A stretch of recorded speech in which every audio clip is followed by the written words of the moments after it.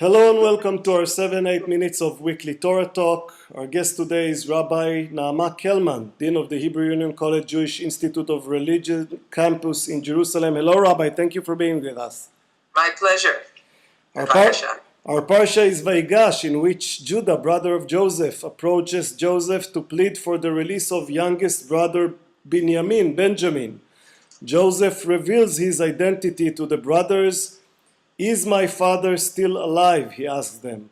The brothers go back to their father and get him to come to Egypt with them, and Pharaoh gives Jacob's family the country of Goshen to settle. The parsha begins with the following pasuk: Vayigash elav Yehuda vayomer bi Adoni yadaber na avdecha davar beoznei Adoni ve'al yichar apcha be'avdecha ki chamocha keFar'o. Then Judah approached him and said, Please, my Lord, let now your servant speak something into my Lord's ears, and let not your wrath be kindled against your servant, for you are like Pharaoh. So Rabbi Judah has a unique role in the Joseph saga. Correct. Why is that? Why is it Judah? Why is it not the firstborn? What is it about Judah? Well, we remember that 2 weeks ago, in the Parsha 2 weeks ago, Judah was the one pleading with his brothers not to kill Joseph, right? Yes, but he did it in a very, I would say, ambivalent way. He said, let's not murder him, let's just find another more elegant way to get rid of him. Right. And in some way, this is really Judah's moment as much as it is Joseph's moment.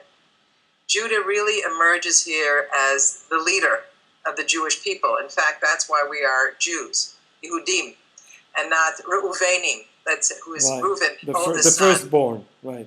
The firstborn. And I don't think it's a coincidence. I think probably he has the most interesting character development in this entire series of parashot and stories. It's very much not just the story of Joseph, it's also the story of Judah and how Judah emerges from, you won't say careless, reckless brother, one of the guys, to the man who will take responsibility, who will be the adult in the room, who will be able to both face hardship and challenge and come out, as I say, the most kind of sober winner in the story. And I see his story begins before and after, meaning we really meet the Judah who's going to be transformed. Of course, you may ask, well, how does this man change? What happens to Judah? Yeah, two weeks ago, we read, and Judah said to his brothers, what is the gain if we slay our brother and cover up his blood? Come, let us sell him to the Ishmaelites. That's his pleading with his brothers.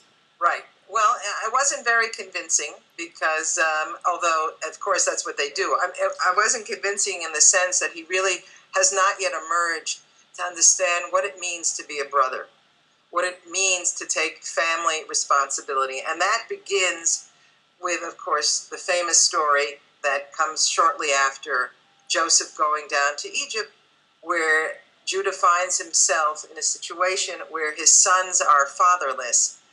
And he learns a very important lesson from his daughter-in-law, Tamar. So much so that we like to say he's probably the only man in Jewish history that actually apologized publicly to a woman.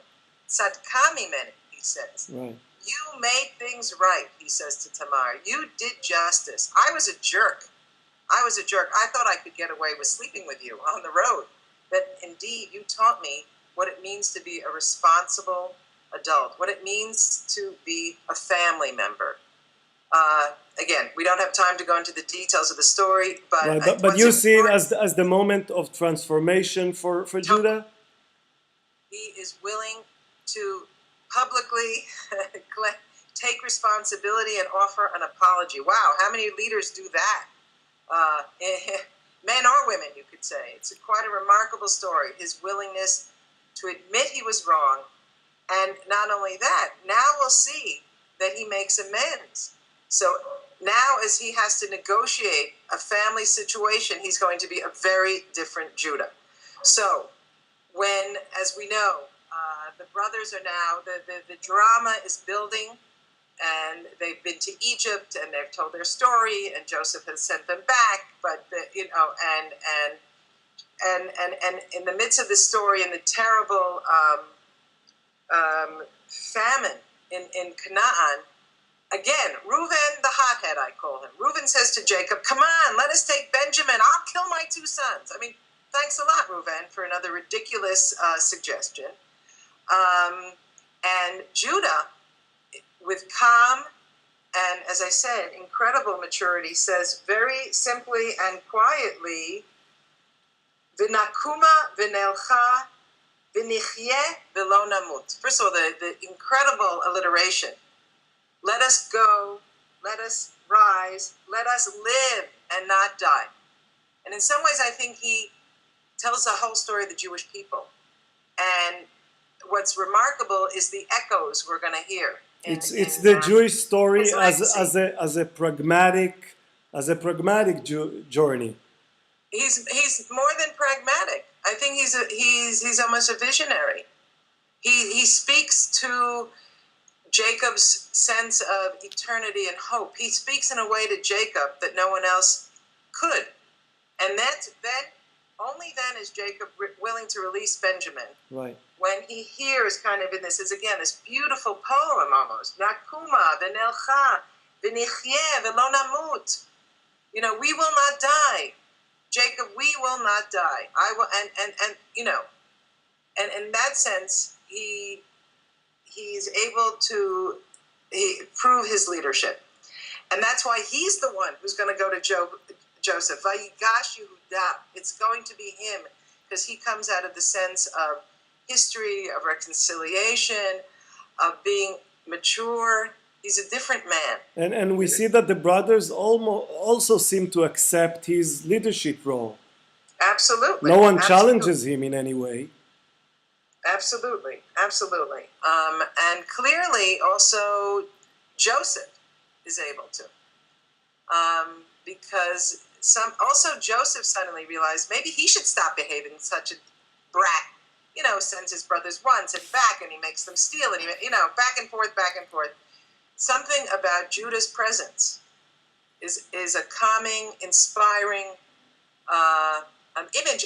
And when I talk about the kind of echoes, reading it, preparing to talking to, I said, wow, I hear the echo of something. What echo do I hear? I love the echoes in our Chumash, in our Bible. Somehow one parsha can be echoing another from different books. And who do I hear the echo from? I hear the echo from one of Judah's descendants, Caleb. Who's Caleb? Caleb is the one spy, along with Joshua, right, who refuses to go along with the gang, again, who is the responsible adult in the room, who says also, right? Oh, but wait, I'll say one more thing before that, but it doesn't matter. Right. Caleb says, Alo na'ale v'yarashno, ki yachol nuchala. Again, that's the equivalent of we shall go and we will not die. Exactly. Who is Caleb? Caleb already, this is his DNA. This is his spiritual DNA. We face reality. It's messy, but we can do it. And you see kind of Judaic tradition here, right? The beginning of a Judaic tradition. Absolutely. And by the way, when Jacob says we're going to go, again, in this beautiful alliteration, Elcha ver'erenu b'terem amut.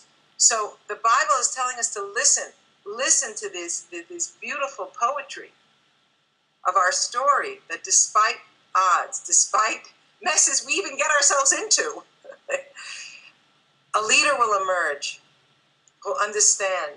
Ki nochal, ki yachol nuchala. We can do it. We can do it once we take responsibility. And I guess this is the important message I want to give. The person who started it all is Tamar. Tamar held a mirror up to Judah and said, is this what you want to be?